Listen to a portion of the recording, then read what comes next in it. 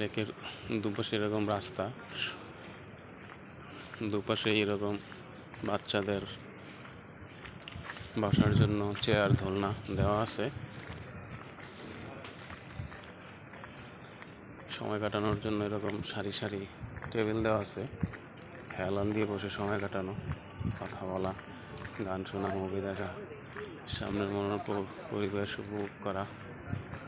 আশেপাশে ভবনগুলো যারা আছে তারা বাসার বারান্দা থেকে উপলব্ধি করতে পারে, প্রকৃতি সম্পর্কে ভালো ন্যাচারাল অক্সিজেন গ্রহণ করতে পারে।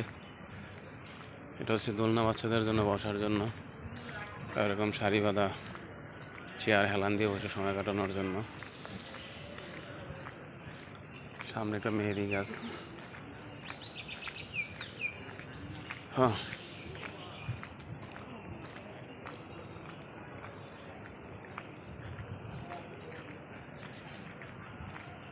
বিকেলবেলা ভালো একটা হাঁটা হয়ে গেল।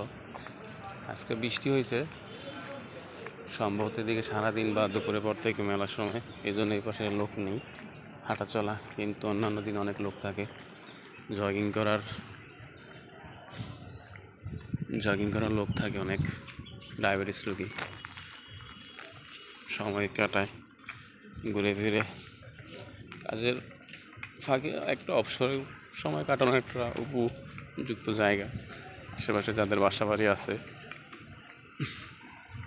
তো আজকের মতো বিদায় নিলাম। জানি না আবার কবে এই ঢাকা আসা হয়, এই ডিএসএস লেকের পাশে আসা হয়।